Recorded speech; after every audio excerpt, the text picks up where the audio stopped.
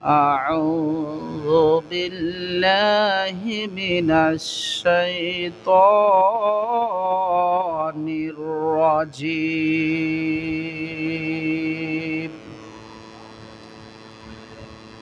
بسم الله الرحمن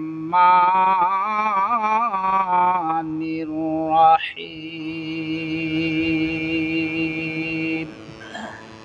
لا تقنطوا من رحمة الله إن الله يغفر الذنوب جميعا إنه هو الغفور الرحيم. صدق الله العظيم وصدق رسوله النبي الحبيب الكريم. قال النبي صلى الله عليه وسلم أول ما يحاسب به العبد يوم القيامة الصلاة في شان حبيبه ومحبوبه وأهل بيته وعلماء أهل سنته أجمعين. إن الله وملائكته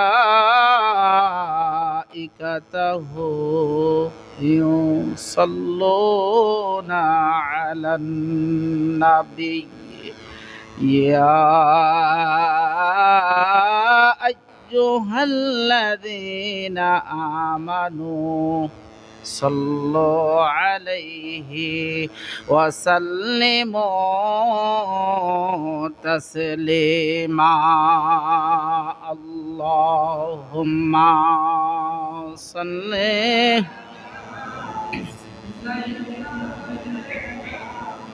مولانا محمد وعلى آل سيدنا।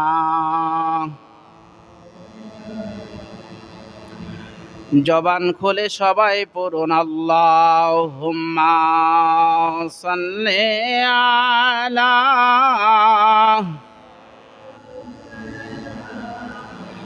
মাওলানা মুহাম্মদ ওয়ালা আলি সাইয়্যিদিনা।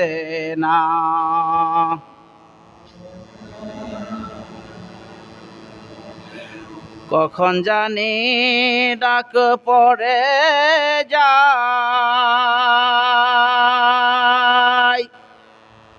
এই দুনিয়া সারিতে, পরনের কাফর খুলে খুলে কাফনের কাফর পরিতে। আল্লাহুম্মা সাল্লি আলা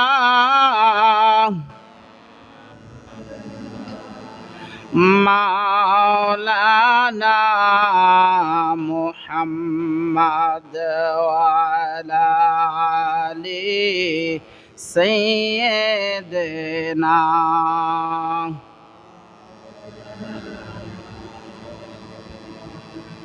কবে জানি আজরাইল আসিবে, জীবনের শেষ চিঠি লইয়া পড়াবে কাফন করিবে দাফন। পাড়া পড়োশি আসিয়া আল্লাহুম্মা সাল্লি আলা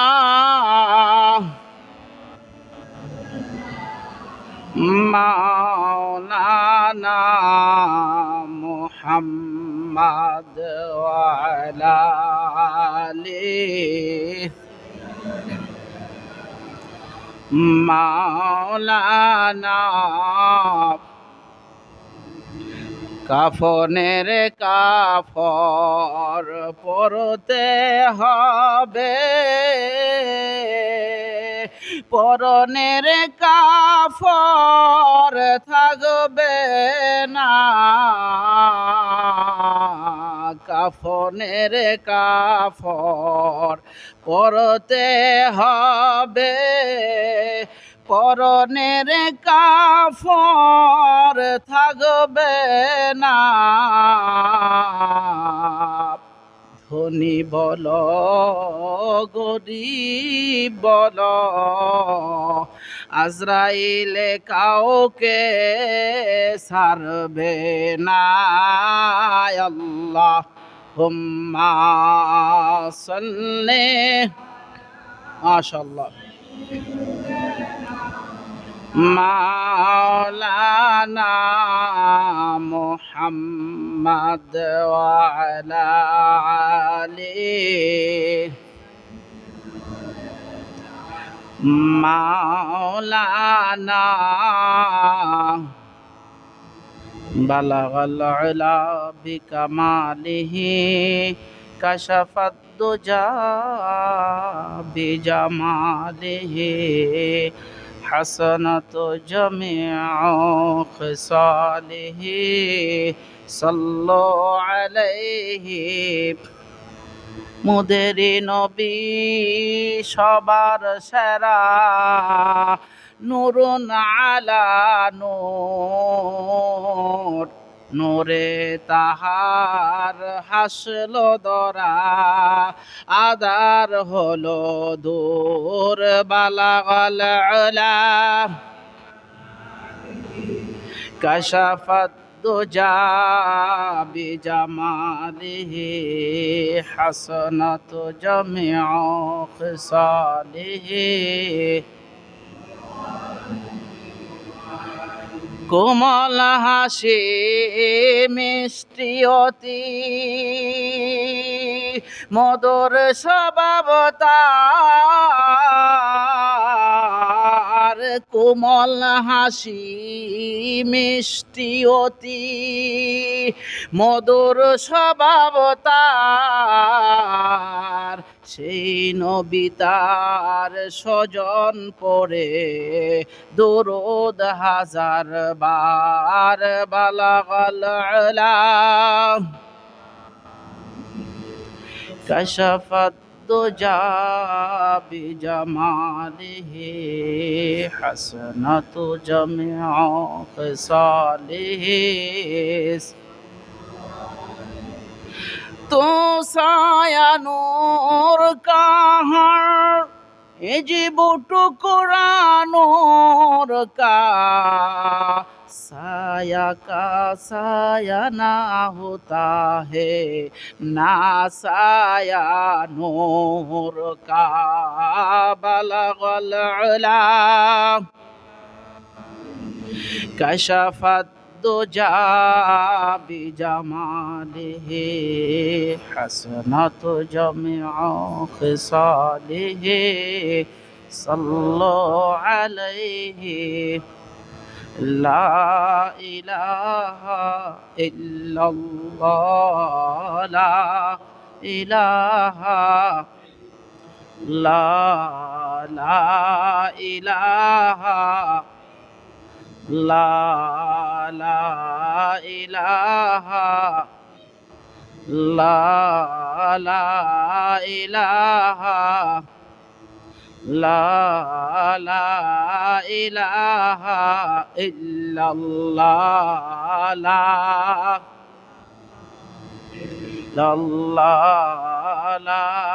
इलाहा ला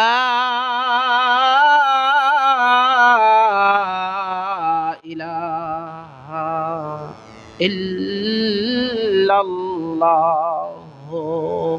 मुहम्मद মুহাম্মাদুর রাসূলুল্লাহ সাল্লাল্লাহু আলাইহি ওয়াসাল্লাম। জবান খুলে সকলে বলি আলহামদুলিল্লাহ।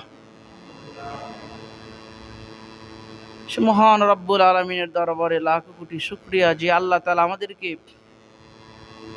একই সাথে দুটি জান্নাতের বাগানে বসার তৌফিক দান করেছেন। সেই মহান প্রভু যিনি আমাদের খালিক ও মালিক, আমাদের সৃষ্টিকর্তা, আমাদের পালনকর্তা, সেই মহান প্রভুর দরবারে মনটাকে উজাড় করে দিয়ে আরেকবার সকলে বলেন আলহামদুলিল্লাহ। রাসূল পাক সাল্লাল্লাহু আলাইহি ওয়াসাল্লামের দরবারে জানাই লাখ কোটি দুরূদ ও সালাম, যার সৌজন্যে আল্লাহ রাব্বুল আলামিন আকাশকে আমাদের জন্য সামিয়ানা করে দিয়েছেন, জমিনকে করে দিয়েছেন জায়নামাজ স্বরূপ। বলুন সুবহানাল্লাহ। সেই নবীজির দরবারে জানাই লাখ কোটি দুরূদ ও সালাম। আজ আমরা আল্লাহর ঘর মসজিদ সবচেয়ে ভালো জায়গাতে বসেছি, কি বলেন ঠিক না ঠিক? আল্লাহর প্রিয় হাবিবের ঘোষণা হলো ওয়াজ মাহফিল বেহেশতের বাগান, আরেক দিক দিয়ে হলো আল্লাহর ঘর মসজিদ সবচেয়ে ভালো জায়গা। পৃথিবীর মধ্যে সবচেয়ে ভালো জায়গা হলো আল্লাহর ঘর মসজিদ। সবার মসজিদে আসার ভাগ্যে জুটে না, কি বলেন ঠিক না ঠিক? সবাইকে আসতে পারে? আল্লাহ যাহাকে মেহেরবানি করে দয়া করে সেই আসতে পারে। যাদেরকে তৌফিক দিয়েছেন সেই আসতে পেরেছে, এবং যাদেরকে তৌফিক দিবেন সেই কি করতে পারবে? আজকের মাহফিলে আসতে পারবে, ঠিক কিনা বলুন? তাহলে আমরা দুইটা নিয়ামত পাইছি একসাথে, ঠিক না? আল্লাহর প্রিয় হাবিবের ঘোষণা, যেখানেই আল্লাহ পাকের জিকির আজকার হবে, যেখানে আল্লাহ এবং আল্লাহ রাসূলের সম্মান নিয়ে কথাবার্তা হবে, সেই জায়গাটা হবে জান্নাতের বাগান। বলুন সুবহানাল্লাহ। আমরা জান্নাতের বাগানের মধ্যে বসতে পেরেছি। যতক্ষণ বসে থাকবো আল্লাহর রহমত ঝরতে থাকবে। আল্লাহর অগণিত ফেরেশতারা এই মাহফিলের চতুর্দিক দিয়ে দাঁড়িয়ে রয়েছেন। ওই ফেরেশতারা সকলের জন্য, যারা আসবে, যারা এসেছে, সকলের জন্য আল্লাহর দরবারে মাগফিরাত কামনা করবে। আল্লাহ তারা আরামের বিছানা ছেড়ে দিয়ে একমাত্র তোমার এবং তোমার হাবিবের ভালোবাসা নিয়ে তারা বসে পড়েছে। আল্লাহ তাদেরকে মাফ করে দাও, আল্লাহ তাদেরকে মাফ করে দাও। ওই ফেরেশতারা আমাদের জন্য আল্লাহর দরবারে ক্ষমা চাইতে থাকবেন। বলুন সুবহানাল্লাহ। তাহলে মাহফিল আসলে লাভ না লস? আল্লাহ আমাদেরকে মাফ করতে পারে কি পারে না? আমি পবিত্র কালামে পাক থেকে একটি আয়াতে কারিমা তেলাওয়াত করেছি। সেই আয়াতে কারিমাকে সামনে নিয়ে একটি হাদিস, ছোট্ট একটি হাদিস তেলাওয়াত করেছি। সেটাকে সামনে নিয়ে কিছু কথা বলবো, কারণ মসজিদের ভিতরে মাহফিল তত ফুটে না। অর্থাৎ বাহিরে আলোচনা খুব সুন্দর, বাহিরে আওয়াজ খুব সুন্দর, কিন্তু ভিতরে আমরা বুঝতে পারি না, কি বলেন ঠিক না? মনে হয় যে আমাদের কাছে কথাগুলি ঠিক মতে পৌঁছায় না, ঠিক না? পৌঁছাইলেও আস্তে ধীরে করে, অর্থাৎ আকর্ষণীয়ভাবে সেটা আমরা বুঝতে পারি না, ঠিক না? এরকম না? আবার কারেন্ট থাকলে সাউন্ড বক্স দিলে মোটামুটি একটু ভালো হইতো। যাই হোক, গরমের দিন, এই দিনে মাহফিল খুব কম হয়, ঠিক না? যদিও গরমের দিন মাহফিল যদিও কম হয়, আমরা বেহেশতের বাগানের মধ্যে বসেছি, বলি আলহামদুলিল্লাহ। আল্লাহ রাব্বুল আলামিন কালামে পাকের মধ্যে ঘোষণা করেন, বিসমিল্লাহির রহমানির রহিম, লা তাকনাতু মির রাহমাতিল্লাহ, ইন্নাল্লাহা ইয়াগফিরুয যুনুবা জামিআ, ইন্নাহু হুয়াল গফুরুর রহিম। আল্লাহ বলেন, হে আমার বান্দারা, তোমরা আমার রহমত থেকে বঞ্চিত হইও না। আমরা আল্লাহর রহমত ছাড়া আমাদের কোনো উপায় আছে বলেন তো? আমাদের নামাজ আছে, রোজা আছে, হজ আছে, যাকাত আছে, টাকা পয়সা, ধন সম্পদ, ছেলে মেয়ে সব কিছু আছে, কিন্তু আল্লাহর রহমত নাই, চলবে? কি বলেন? একটু একটু বুঝেন তো আমার কথা, না? যদি আল্লাহর রহমত না থাকে তাহলে আমরা বাঁচতে পারবো, চলতে পারবো? আল্লাহর দয়া, আল্লাহর রহমত আমাদের দরকার আছে না নাই? সে রহমত পাওয়ার জন্য, সে আল্লাহ পাকের দয়া পাওয়ার জন্য আমাদেরকে কি করতে হবে? সাধনা করতে হবে, আমাদের কাজ করতে হবে, আমাদেরকে পরিশ্রম করতে হবে। এখন আরামে ঘুমাইতেন বাড়িতে, কিন্তু মসজিদে বসছেন। এই ওসিলা তো আল্লাহ আমাদেরকে মাফ করতে পারে কি পারে না? আল্লাহর রহমত আমাদেরকে দিতে পারে কি পারে না? ভিতরে তো, বাহিরে আওয়াজ ঠিকই আছে। কারেন্ট আইছে? কারেন্ট আসছে নাকি? জি, যাক, আমরা যতটুকু আসে আমরা এতটুকুই আমরা বুঝি, বলি এবং শোনার চেষ্টা করি। আল্লাহর প্রিয় রাসূল সাল্লাল্লাহু আলাইহি ওয়াসাল্লামের দরবারে হযরত জিবরাইল আলাইহিস সালাম আগমন করলেন, তশরিফ আনলেন। আল্লাহ রাসূল বলেন, সাহাবারা, আমার নিকট জিবরাইল আলাইহিস সালাম এসেছেন এবং এবং এমন একটা বান্দার সম্পর্কে আমাকে বলেছেন, যেই বান্দাটা একটি পাহাড়ের চূড়ার মধ্যে আছে। কোথায় আছে? পাহাড়ের চূড়ার মধ্যে আছে। আল্লাহ রাসূল বলেন, সাহাবারা, জিবরাইল আলাইহিস সালাম আমাকে বলে গেলেন সেই বান্দার সম্পর্কে। ওই ব্যক্তিটা আল্লাহর দরবারে দরখাস্ত করলেন, প্রভু, আমাকে এমন একটা জায়গার মধ্যে রাখেন যেখানে আমি আপনার সাথে সম্পর্ক গড়তে পারি। আমার পরিবার পরিজন, আত্মীয় স্বজন, আপনজন কেউ থাকবে না, কেউ জানবে না, শুধু আমি আর আপনি।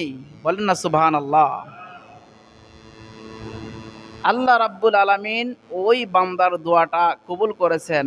জিবরাইলের কথাগুলি আল্লাহর প্রিয় রাসূল সাহাবাই কারামদেরকে বলতেছেন।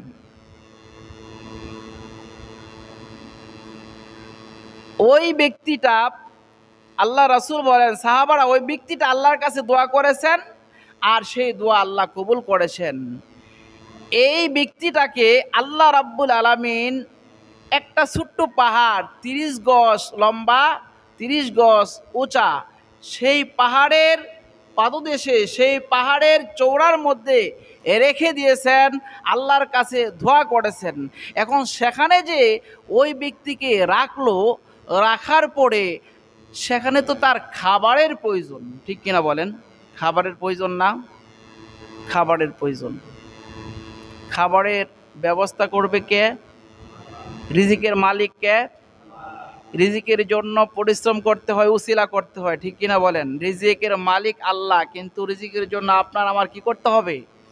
উসিলা করতে হবে, ঠিক না? আবার আল্লাহ চাইলে উসিলা ছাড়াও কি করতে পারে? রিজিক দিতে পারে, পারে না? পারে। কিন্তু উসিলাটা রাখছেন মানুষ বোঝার জন্য, ঠিক কিনা বলেন? যাই হোক, সেদিকে পড়ে যাব ইনশাআল্লাহ। আল্লাহ রাসূল বলেন, ওই ব্যক্তি দোয়াটা আল্লাহ কবুল করেছেন। শুধু এই দোয়া নয়, আরও দোয়া করেছেন যে তাকে যেন সেই জায়গার মধ্যে থেকে সেজদারত অবস্থায় সে যেন আল্লাহর শুকরিয়া আদায় করতে পারে। বলেন সুবহানাল্লাহ।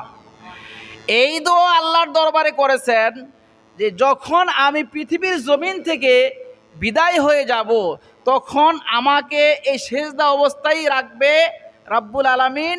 সেই দোয়া আল্লাহ কবুল করেছেন। এবং যখন আমাকে হাসরের মাঠে ওঠানো হবে, ওই অবস্থায় যেন আমাকে হাসরের মাঠে সেজদারত অবস্থায় তোলা হয়। বলেন সুবহানাল্লাহ। আল্লাহ রাব্বুল আলামিন বান্দার দোয়া, বান্দার দরখাস্ত কবুল করেন। করেন কি করেন না? অবশ্যই করেন, কারণ তিনি হলেন সবচেয়ে বড় দয়ালু। বলেন সুবহানাল্লাহ। আল্লাহ রাসূল সাহাবীদেরকে ডাক দিয়ে বলেন, সাহাবীরা, ওই ব্যক্তির সম্পর্কে, ওই আল্লাহর বান্দার সম্পর্কে আমাকে এই কথাগুলি জিবরাইল আলাইহিস সালাম বলে গেলেন। আমি আজও, জিবরাইল আলাইহিস সালাম বলেছেন, আমি আজও আপনার দরবারে আসার আগে ওই আল্লাহর বান্দাকে দেখে এসেছি। সেখানে সে সেজদারত অবস্থায় আমার আল্লাহর শুকরিয়া আদায় করে। সুবহানাল্লাহ। এখন সমুদ্রের মাঝে ওই ছোট্ট পাহাড়টা 30 গজ লম্বা, 30 গজ উঁচা, ওই পাহাড়ের মধ্যে খাবারের কোনো ব্যবস্থা নাই। নদীর মাঝে, নদীর পানি হলো লোনা পানি। পানি ও খাবারের কোনো ব্যবস্থা নাই, কিন্তু রাব্বুল আলামিন ওই পাহাড় থেকে একটা মিষ্টি পানির ঝর্ণা ওই আল্লাহর বান্দার জন্য ব্যবস্থা করে দিলেন। সুবহানাল্লাহ। পারেনি আল্লাহ? আমাদেরকে মাফ করতে পারেনি? আমাদের গুনাহ আছে না নাই? গুনার কোনো অভাব নাই। ক্ষমা চাইতে হবে নি? চাইতে হবে। ঝর্ণার ব্যবস্থা করে দিলেন, মিষ্টি পানির ঝর্ণার ব্যবস্থা করে দিলেন। শুধু পানি পান করে একটা মানুষ বাঁচতে পারে না, অন্য অন্য খাবারের প্রয়োজন হয়, ঠিক কিনা বলেন না? আল্লাহ রাব্বুল আলামিন ওই বান্দার জন্য রিজিকেরও ব্যবস্থা করে দিলেন, কারণ বান্দা আল্লাহর ইবাদত করে আমার আল্লাহ ওই বান্দার জন্য রিজিকের ব্যবস্থাও করে দিয়েছেন। ওই পাহাড়ের পাদদেশ থেকে, ওই পাহাড়ের চূড়া থেকে যখন আসর নামাজের সময় অথবা প্রত্যেক 5 ওয়াক্ত নামাজের সময় ওযু করার জন্য আসে, আসরের সময় যখন ওই পাহাড়ের পাদদেশ থেকে নিচের মধ্যে আসে ওযু করার জন্য, ওযু করে যাওয়ার পথে পাহাড়ের মাঝখানে একটা ডালিম গাছের ব্যবস্থা করে দিয়েছেন। ওই আসর নামাজের ওযু করে যাওয়ার পথে ওই ডালিম গাছের মধ্যে একটা পাকনা ডালিম ফল তার জন্য প্রত্যেক দিন রেডি থাকে। বলেন সুবহানাল্লাহ। ওই ঝর্ণা থেকে পানি পান করে এবং সেই ডালিমটা খেয়ে খেয়ে আল্লাহ রাব্বুল আলামিনের ইবাদত করে এবার ওই ব্যক্তি এইভাবে ইবাদত করতে করতে 500 বছর কাটায় দিলেন। সুবহানাল্লাহ। কয়শো বছর? কয়শো বছর? 500 বছর। আমরা হায়াত পাই কতদিন? কত বছর? 50, 60, 70, 80, 90, 100, এর বেশি নাই। 100 বছরের মানুষ এখন খুব কম, কিন্তু কয়েক গ্রাম মিল্লা হইলে শোনা যায় বুঝি এমুক গ্রামের মধ্যে 100 বছরের একটা মানুষ আছে। কি বলেন, ঠিক না ঠিক? 60, 70 বছর। 500 বছর ইবাদত করলেন, সেই লোকটা চলে গেল আল্লাহর দরবারে, দরখাস্ত করেছিলেন, প্রভু আমি যেইভাবে সেজদারত অবস্থায় থাকব, যেইভাবে আমি মারা যাইব, এইভাবে আমাকে রেখে দিবেন, আমাকে এইভাবে কিয়ামতের ময়দানে হাসরের মাঠে তুলবেন। আল্লাহ রাব্বুল আলামিন তাহাকে এইভাবেই সেজদা অবস্থায় রেখে দিলেন। তার দেহটা কোনো পোকা, কেউ পোকা মাকড় খাইল না, এভাবে তাহাকে রেখে দিল। আল্লাহর প্রিয় রাসূল বলেন, ও সাহাবীরা, জিবরাইল আলাইহিস সালাম আমার কাছে কথাগুলি ওই আল্লাহর বান্দার সম্পর্কে বলে গেলেন। যখন সেই ব্যক্তি চলে গেল দুনিয়ার জমিন থেকে, এ অবস্থায় আমার আল্লাহ অক্ষতভাবে রেখে দিলেন। যখন কিয়ামতের ময়দান কায়েম হয়ে যাবে অথবা হাসরের মাঠে উঠবে, তখন সেজদারত অবস্থায় হাসরের মাঠে ওই ব্যক্তিকে তোলা হবে।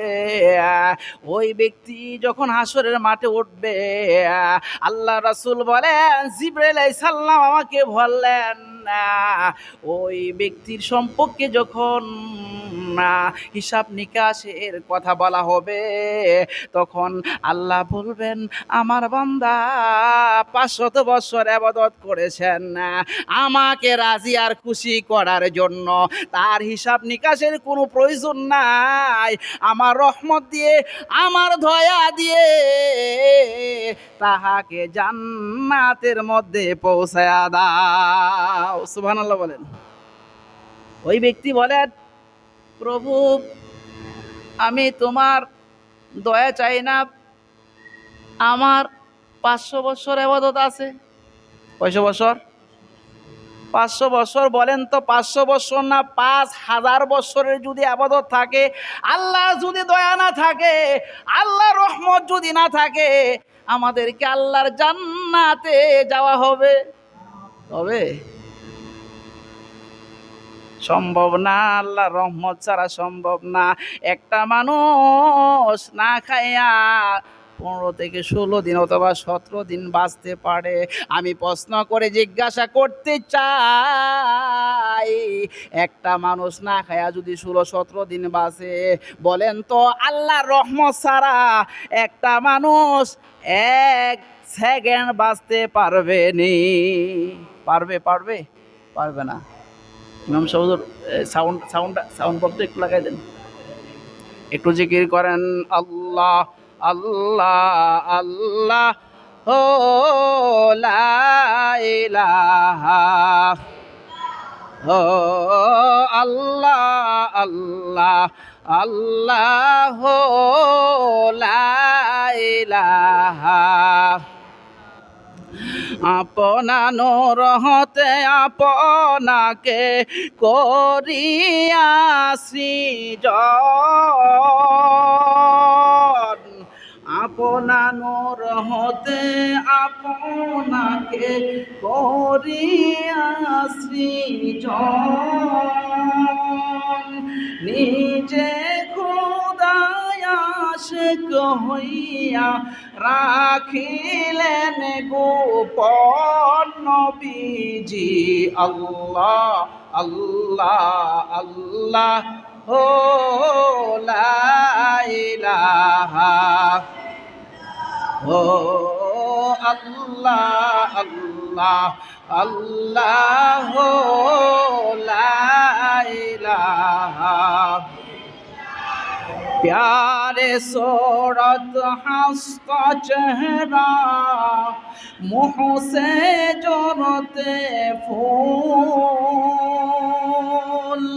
चांद का टुकड़ा नूर का पुतला, चांद का टुकड़ा नूर का पुतला, हक का प्यारा रसूल नबीजी। अल्लाह अल्लाह अल्लाह ला इलाहा ओ अल्लाह अल्लाह अल्लाह ओ ला इलाहा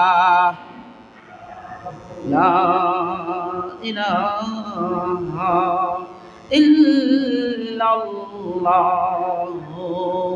মুহাম্মাদুর রাসূলুল্লাহ সাল্লাল্লাহু আলাইহি ওয়াসাল্লাম। একটু বোঝা যায় এখন?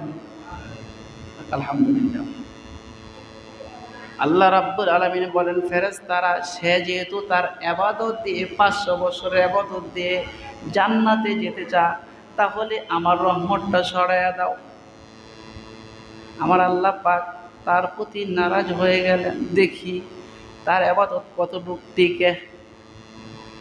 ও ফেরেশতারা, তাহলে রহমতটা আমার দয়াটা তার থেকে সরাইয়া দিয়া একটু মাপ দাও, একটু ওজন দাও। কি করো?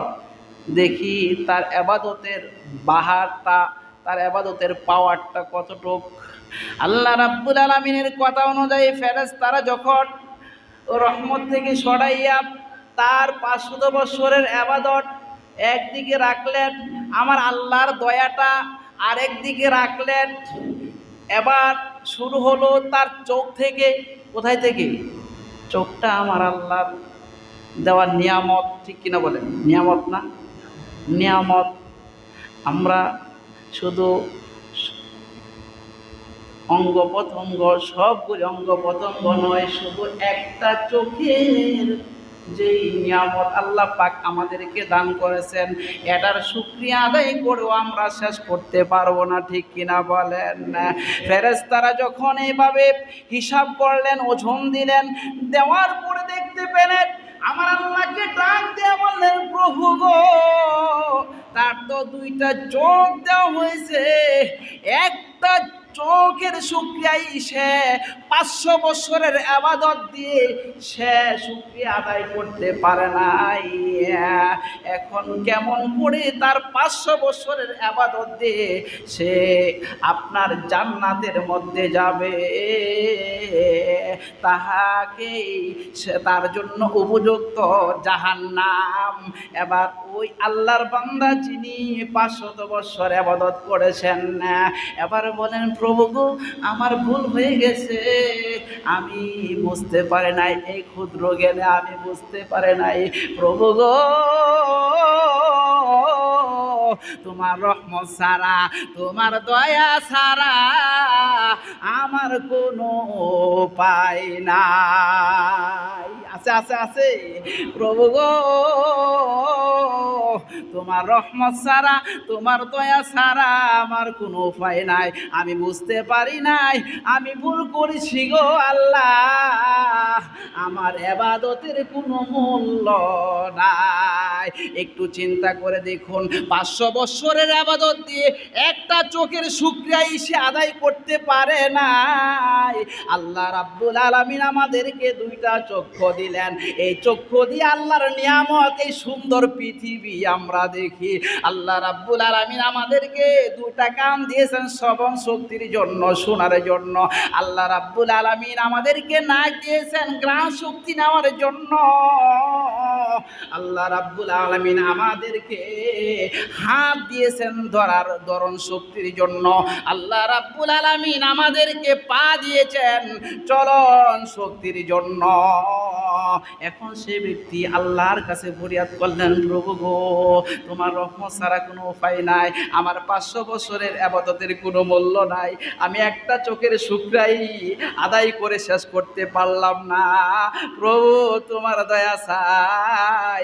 আমার আল্লাহ বলেন, ও আমার বান্দা তুমি একটু খেয়াল করে দেখো, তুমি যখন মায়ের পেটের মধ্যে ছিলা আমি আল্লাহ তোমাকে কেমন করে সেখানে রেখেছি।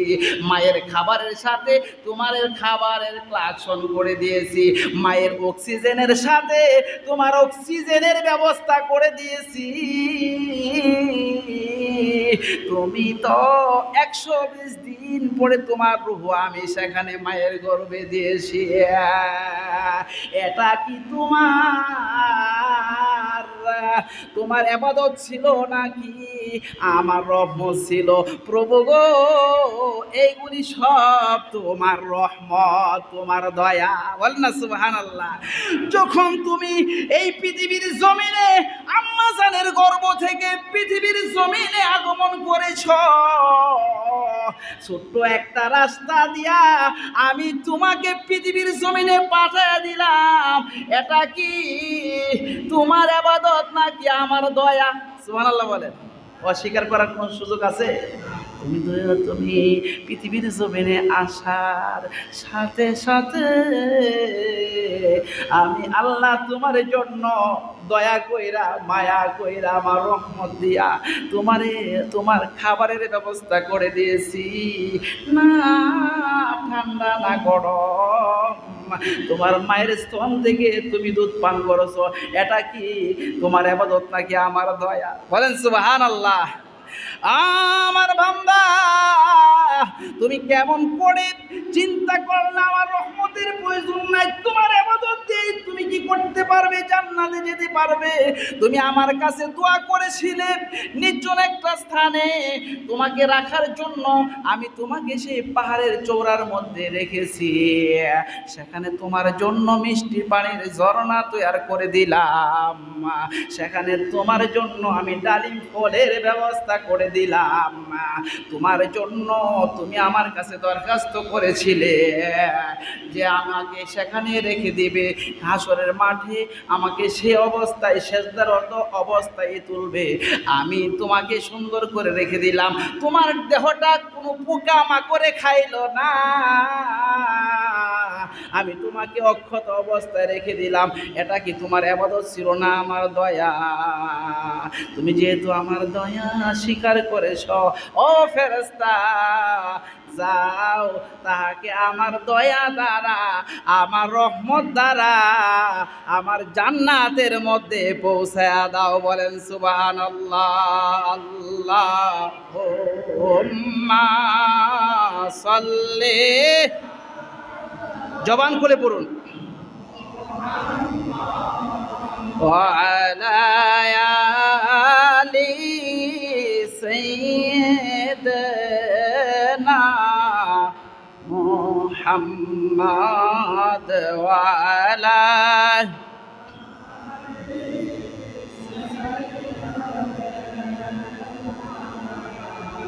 এই দুনিয়া মুসাফির খানা জানো, এই দুনিয়া মুসাফির খানা জানো না, কত মানুষ আইল গেল রইল না, কত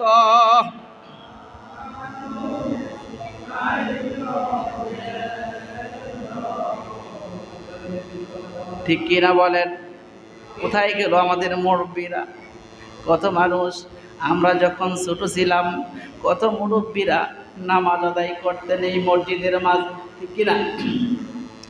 আমি নাম বললে অনেক মানুষের নাম বলতে পারবো, তাদের চেহারাগুলি আমাদের চোখের মধ্যে ভাসে। মরহুম কিতাব আলী যারা 5 ওয়াক্ত নামাজ পড়তেন, ঠিক কিনা বলেন? উনি আজ আমাদের মাঝে নাই। আমাদের বাড়ির বাচ্চারা, উনি আমাদের মাঝে নাই। আহা, এইভাবে যদি আমরা একটু খেয়াল করে দেখি, কোথায় গেল সেই মানুষ যারা আমাদেরকে স্নেহ করতো, মায়া করতো, আদর করতো, তারা আজ কোথায় গেল? তারা তো চলে গেল। আমরাও তো একদিন তাদেরকে ছেড়ে, অর্থাৎ তাদের মতো আমরাও তো একদিন এই সুন্দর পৃথিবী ছেড়ে কবরের দিকে রওনা দিতে হবে, ঠিক কিনা বলুন? আমি কত মানুষের কয়জনের নাম বলবো, কোথায় গেল যে মানুষগুলি এত স্নেহ করতো, মায়া করতো, আদর করতো? এই কথাগুলি তো আজ ভোলা যায় না। যদিও দূরে থাকি, আপনাদের সন্তান মনে পড়ে জন্মভূমির কথা, মনে পড়ে সেই মানুষগুলির কথা যারা আমাদেরকে আদর করে ডাক দিত, মাথার মধ্যে হাত বুলাইয়া দোয়া চাইতো। বাবারা, যুবক ভাইয়েরা, এই দুনিয়াটা হলো মুসাফির খানা। এই পৃথিবীর জমিনে আসার প্রোগ্রাম আছে, থাকার কোনো প্রোগ্রাম নাই। এই জন্য কবি বলেন, এই দুনিয়া মুসাফির খানা জানো না, এই দুনিয়া মুসাফির জানো না, কত মানুষ আইল গেল রইল না, কত মানুষ আইল গেল রইল না। আল্লাহ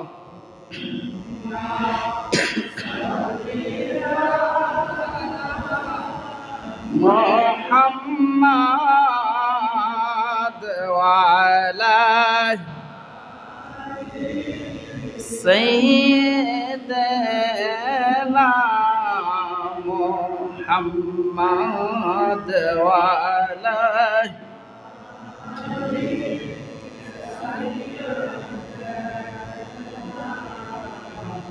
ও পাই নাই রে, ও পাই নাই রে, ও পাই নাই, ও পাই নাই রে, ও পাই নাই রে, ও পাই নাই, কবে সাদা কাফন লেগে যায় কবে জানি সাদা কাফন লেগে যায় আল্লাহ উম্মা সাল্লি আলা وعلى آل سيدنا محمد وعلى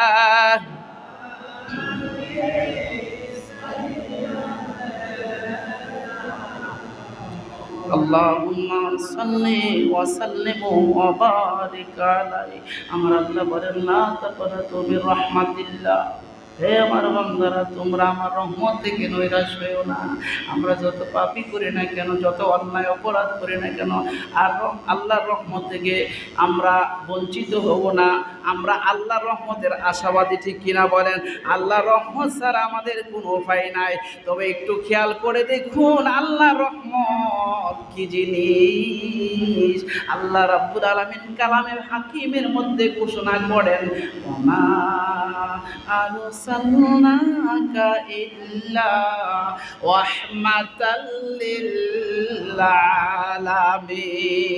আলামিন আমার প্রিয় রাসূল আমার প্রিয় হাবিবকে আমি রহমত হিসাবে প্রেরণ করেছি বলেন সুবহানাল্লাহ আমরা শ্রেষ্ঠ নবীর উম্মত হয়েছি আল্লাহ রাব্বুল আলামিন আপনার নবী আমার নবী কুল কায়নাতের নবী রহমতের নবীকে আল্লাহ রাব্বুল আলামিন রহমাতাল লিল হিসাবে রহমত হিসাবে এই পৃথিবীর জমিনে প্রেরণ করেছেন বলেন সুবহানাল্লাহ আল্লাহ রাব্বুল আলামিন একমাত্র নবীর কারণে আমাদেরকে এত ইজ্জত সম্মান এত নিয়ামত আল্লাহ রাব্বুল আলামিন আমাদেরকে দান করেছেন তাই আসুন না আমরা সেই নবীজির দেখানো পথে সেই নবীজির আদর্শে আদর্শবান হইয়া জীবন গড়ার চেষ্টা করি তাহলে আমরা সফল কাম হব দুনিয়া এবং আখিরাত আমাদের জন্য কল্যাণকর হয়ে যাবে বলেন সুবহানাল্লাহ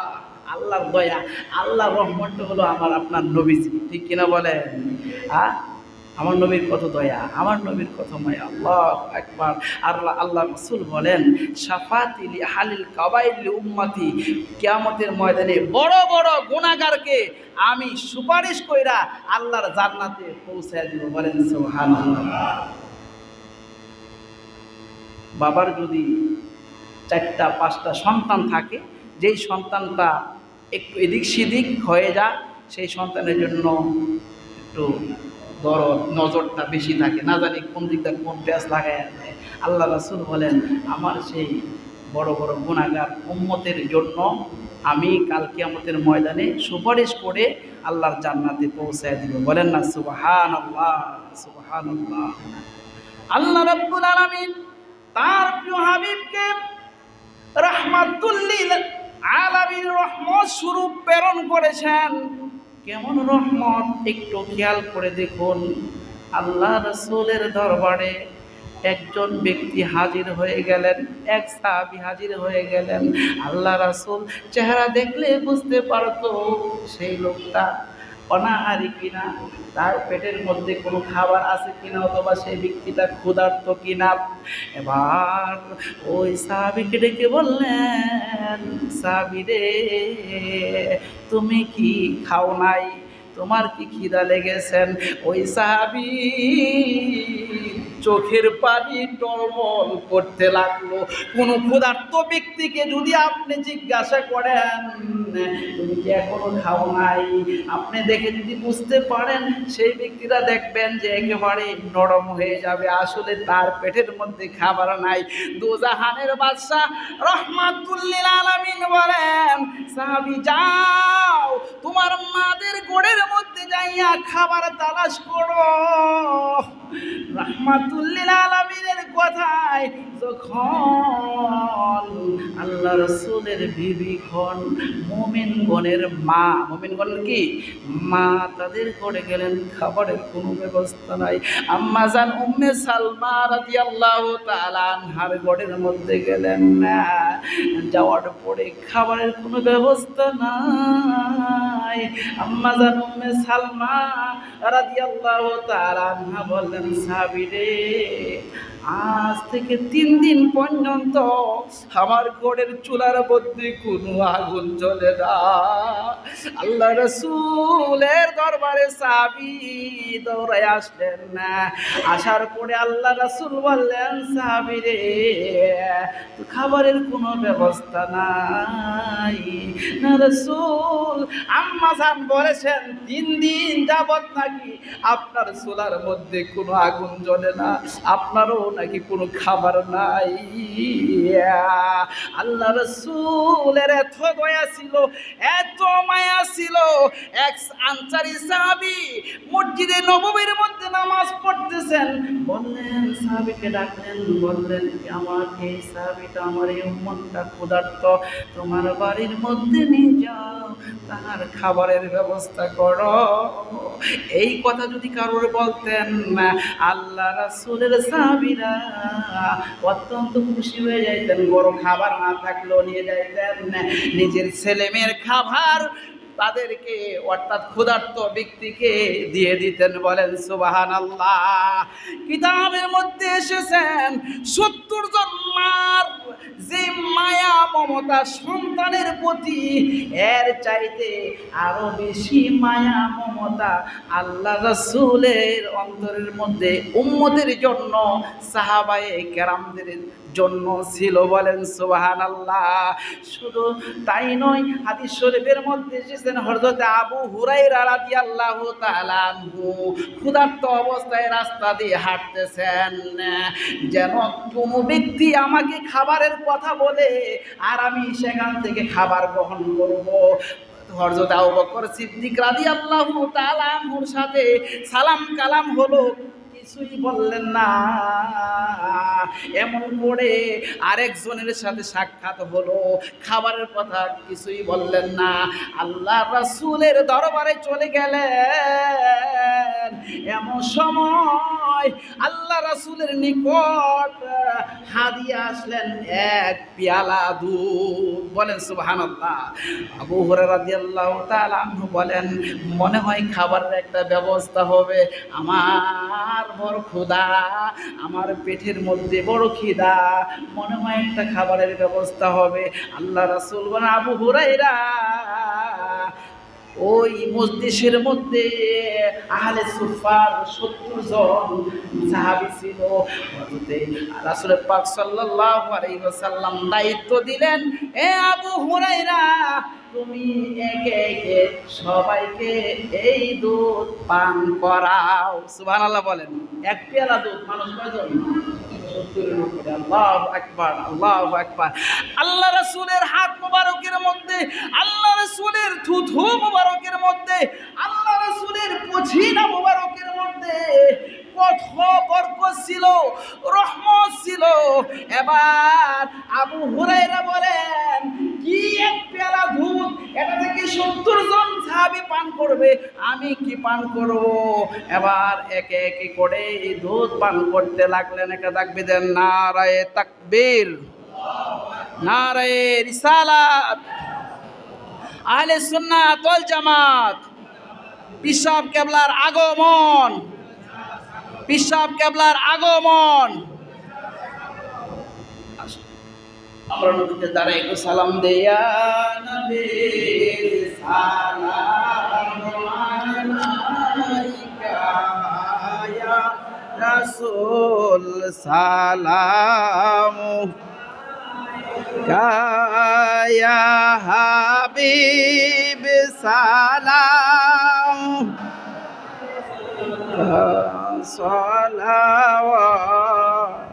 সালাওয়াতুল্লাহ সাইয়্যিদি ইয়া রাসূল রাসূলাল্লাহ ওয়া ইয়া হাবিবাল্লাহ কালিমাই পড়ি আপনার নাম আজানে শুনি আপনার নাম নামাজে আপনাকে সালাম আপনি যে নূরে মুজাসসাম ইয়া নবী সালাম ইয়া রাসূল সালাম ইয়া হাবিব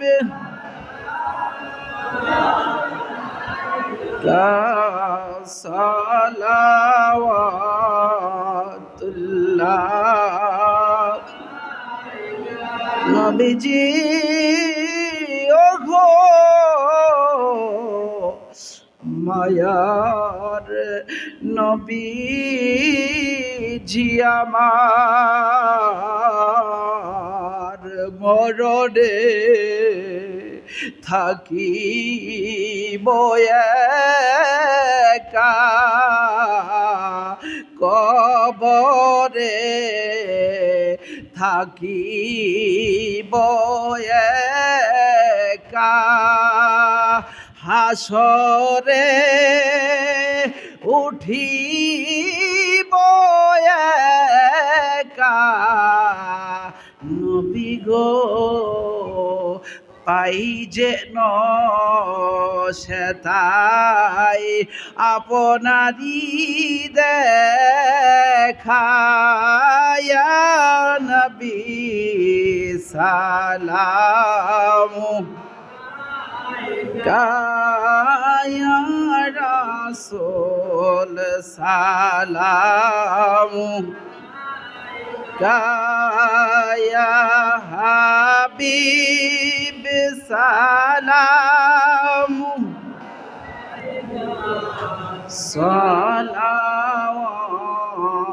সালাওয়াতুল্লাহ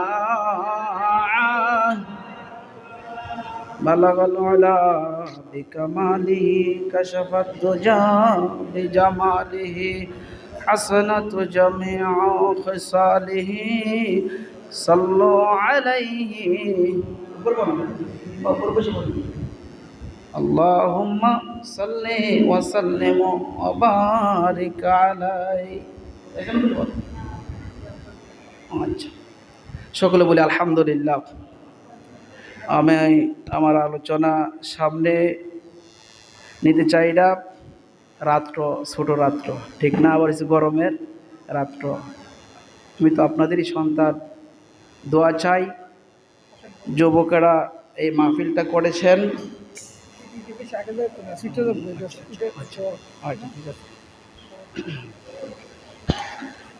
আমি বলবো যে আমরা সকলে মসজিদমুখী হয়ে আল্লাহর হুকুম নামাজ আদায় করে আমরা আমাদের মুরব্বীদের জন্য, যারা আমাদেরকে স্নেহ করতেন, মায়া করতেন, আদর করতেন, এই সমস্ত লোকগুলি আমাদের মাঝে আর নাই। কি বলেন, ঠিক না ঠিক? তাদের জন্য আমরা খাস করে দোয়া করব। আল্লাহ যেন আজকের এই মাহফিলকে কবুল করেন, এবং যারা আমাদের মাঝ থেকে চলে গেলেন, অন্ধকার কবরের যাত্রী হয়েছেন, আল্লাহ তাআলা যেন আজকের এই মাহফিলের উসিলা করে সকলকে যেন আল্লাহ রাব্বুল আলামিন নাজাতের ব্যবস্থা করে দেন এবং কবরগুলি বেহেশতের বাগান বানায় দেন। সকলে বলি আল্লাহুম্মা আমিন। যারা আমরা বেঁচে আছি, আল্লাহ তাআলা যেন আমাদেরকে নিষ্পাপ বানায় দেন। আল্লাহর বিধান, রাসূল পাক সাল্লাল্লাহু আলাইহি সাল্লামের সুন্নত তরিকায় আমরা চলে ঈমান নিয়ে যেন আমরা কবরে যেতে পারি, সেই তৌফিক দান করুক। সকলে বলি আল্লাহুম্মা আমিন। ওয়া আখিরু দাওয়ানা আনিল হামদুলিল্লাহ।